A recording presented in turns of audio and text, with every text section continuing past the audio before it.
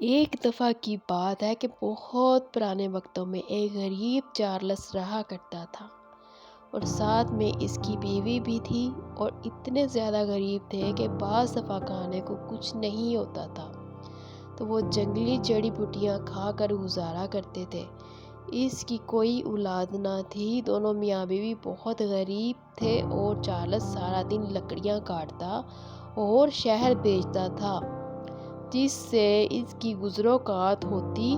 بیچارہ چارلس کا ایک بڑا بھائی تھا جو کہ بہت امیر تھا، وہ ہمیشہ اس کا مذاق اڑایا کرتا تھا۔ چارلس اور اس کی بیوی ہمیشہ اس کی باتیں سن کر خاموش ہو جاتے تھے لیکن کچھ نہیں کہتے تھے۔ ایک دفعہ ایسا ہوا، چارلس جنگل میں لکڑیاں کاٹ رہا تھا اور درخت کو کاٹنے لگا تو درخت سے آواز آئی، "مجھے مت کاٹو ورنہ میں مر جاؤں گا۔" چارلس کو بہت حیرانی ہوئی۔ اس نے ادھر ادھر دیکھا لیکن اسے کوئی نظر نہ آیا۔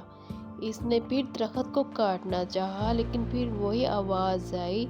چارلس نے ہمت کر کے پوچھا کہ "تم کون ہو؟" درخت سے آواز آئی، "میں ایک جن ہوں، مجھے اس درخت کے اندر قید کر دیا گیا ہے۔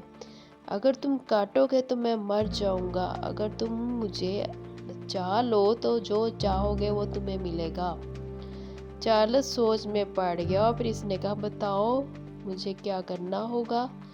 جن نے بتایا، "اس جنگل کے آخر تک ایک جھونپڑی ہے، اس جھونپڑی میں ایک بزرگ رہتے ہیں، تم ان کے پاس جاؤ، میرا نام شہروز ہے، ان کو میرے بارے میں بتانا کہ کہہ دو کہ تمہیں وہ جو کہے گا وہ تم کو کرنا۔" چارلس نے ایسے ہی کیا۔ وہ جنگل کے آخر تک گیا اور جھونپڑی میں گیا جہاں یہ بزرگ بیٹھے تھے۔ اس نے شہروز کا نام لیا تو اس کو بتایا کہ وہ ادھر قید ہے۔ جھونپڑی والے بزرگ نے اس کو ایک پانی کی بوتل دی اور کہا کہ اس کو درخت پر جا کے چھڑک دو۔ چارلس نے ایسے ہی کیا۔ اگلے دن جب وہ گیا تو وہ پانی اس نے اس درخت پر چھڑک دیا تو کیا دیکھتا ہے، ہر طرف دھواں ہی دھواں پھیل گیا۔ تھوڑی دیر بعد جب دھواں ختم ہوا تو اس میں سے ایک جن نظر آیا اور جن نے کہا کہ "میں ایک نیک جن ہوں، اس لیے مجھے اس بزرگ نے بچایا ہے۔ اب میں نے تم سے وعدہ کیا تھا کہ تم جو مانگو گے تمہیں ملے گا، اب مجھے بتاؤ تمہیں کیا چاہیے۔"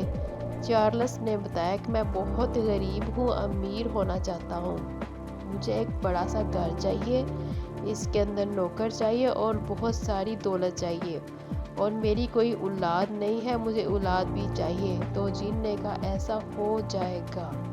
پھر جن نے اپنے جادو کے زور سے وہیں جنگل کے اندر ایک بہت بڑا محل بنا دیا اور اس کے اندر چلنے پھرنے والے نوکر چاکر اور ہر چیز جو دنیا کی اس کے اندر اس نے بنا دی اور بہت ساری دولت دی اس کو، اور ایک بیج دیا۔ اس نے کہا، "اس بیج کو تم اپنے گھر میں باغ میں بو دو، اس بیج کو تم زمین میں دبا دو، جب اس میں سے پودا نکلے گا تو تمہیں اپنی اولاد مل جائے گی۔"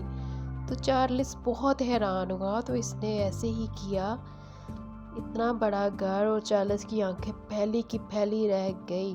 وہ اپنی بیوی کو بھی لے آیا اور دونوں آرام سے رہنے لگے۔ جب کہ اسے بڑے بھائی کو پتہ چلا کہ چارلس اب بہت امیر ہو گیا ہے تو وہ بہت حیران ہوا، اس کی ٹو میں رہنے لگا اس کو پتہ چل جائے کہ وہ کیسے اتنا امیر ہوا ہے۔ چارلس کے قصے دور دور تک پھیل گئے، حتیٰ کہ بادشاہ تک بھی اس کی خبر پہنچ گئی۔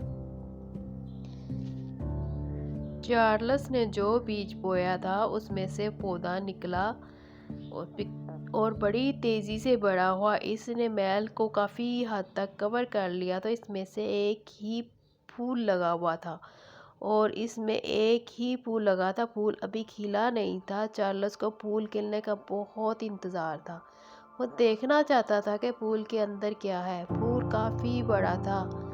ایک بہت ہی سہانی صبح تھی۔ چارلس اپنے محل کے باغ میں ٹہل رہا تھا تو اس نے دیکھا پھول آہستہ آہستہ کھلنا شروع ہو گیا ہے۔ جب پھول پوری طرح سے کھل گیا تو اس کے اندر ایک بہت खूबसूरत शहजादी है। इसने अपनी आंखें खोली, इर्द गिर्द देखा तो चार्ल्स इसको अंदर ले आया महल में और इसको अपनी बेटी बना लिया। अब वो इनके साथ रहने लगी। चार्ल्स और इसकी बीवी अब बहुत खुश थे कि क्योंकि इनको औलाद भी मिल गई थी। इसने शहजादी का नाम खुर्रम रखा क्योंकि हूर की तरह खूबसूरत थी। चार्ल्स के महल का जिक्र हर जगह होने लगा, दूर दूर तक लोग इसको देखने आने लगे। बादशाह को भी इस महल में की खबर मिल गई। बादशाह ने इनको अपने महल में बुलाया। जब वो महल में गए तो बहुत सारे तोहफे लेके, इसमें बहुत से कीमती पत्थर थे। बादशाह ये सब देखकर बहुत हैरान हुआ कि वो पत्थर बहुत ज़्यादा कीमती थे, और जब उसने शहजादी को देखा तो इस पर फिदा हो गया। इसने चार्ल्स से कहा कि मैं आपकी बेटी से शादी करना चाहता हूँ। चार्ल्स का बड़ा भाई, जो इससे बहुत हसद करता था, इस टोब में रहता था कि ये कैसे अमीर हुआ, अपनी हसद की आग में हमेशा जलता रहा। और चार्ल्स पहले से भी ज़्यादा ताकतवर हो गया और अमीर हो गया। बादशाह की शहजादी के साथ शादी हो गई। अब वो सब बहुत खुशी खुशी रहने लगे और काफ़ी महीनों तक जश्न होता रहा।